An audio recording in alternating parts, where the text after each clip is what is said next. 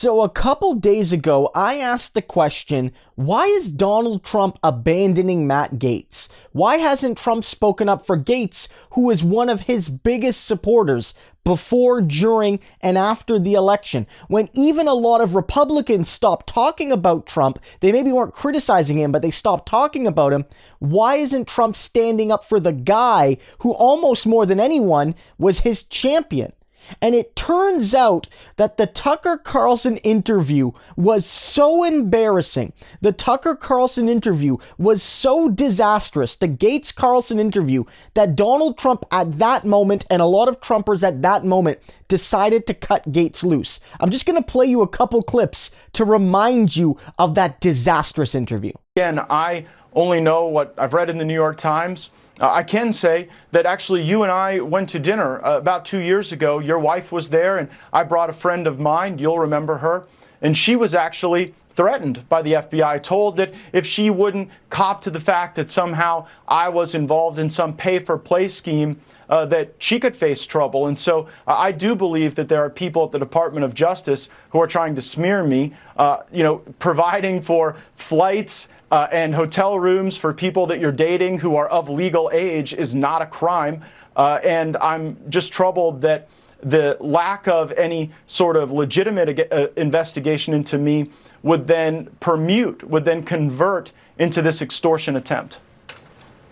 I don't remember the woman you're speaking of or the context at all, honestly. But if you just saw our Matt Gaetz interview, that was one of the weirdest interviews I've ever conducted. That story just appeared in the news a couple of hours ago. And on the certainty that there's always more than you read in the newspaper, we immediately called Matt Gaetz and asked him to come on and tell us more, which, as you saw, he did. I don't think that clarified much, but it certainly showed this is a deeply interesting story, and we'll be. And so again, you can see there, again, Tucker Carlson gave Matt Gaetz this primetime 10-minute spot, basically, 8, 9, 10 minutes, to clear his name, to say whatever he wanted. Tucker Carlson was not giving a hard-nosed, combative interview. It was a PR spot, and all he could do was make himself look bad and drag Tucker into his mess with him. And so at that point, a lot of conservatives decided, this guy's done. We're not going to talk about him. We're going to let him twist in the wind. And if he does go down, no one's going to rescue him. And this is what some reporting says. It notes here, the reason you haven't seen people in the MAGA world defending Gaetz is less about him being unpopular, which he is in a lot of circles, and more about the fact that he hasn't done a single thing to make people comfortable to defend him.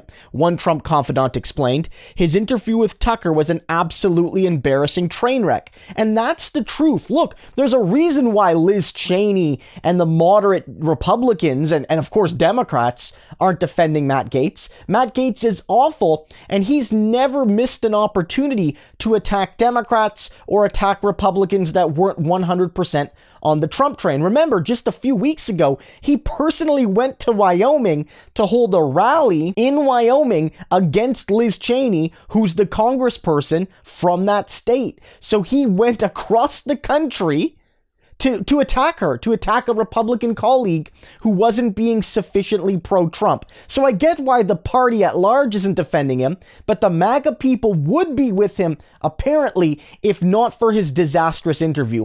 And I think it's so rich, it's so delicious, because Matt Gaetz's ego got the best of him yet again. A lot of reports are coming out that he's obsessed with his appearance. He gets mad when not enough people show up to his crowds. He yells at his staff for minor infractions, and it shows that this guy is image obsessed. And this was his downfall, because he's a lawyer. He should know better. He should know that sometimes the best thing to do when there's bad news about you is shut the hell up, is say nothing. Say nothing unless it's through your legal representative or through a carefully worded, scripted press release or statement or what have you. And instead, he saw the bright lights of primetime Tucker Carlson and felt, I'm Matt Gaetz, I'm a smart guy, I'm a clever guy, I'm going to go on the air, I'm going to talk for 8 minutes, and then everyone's going to think I'm great again, everyone's going to think I'm innocent. You know,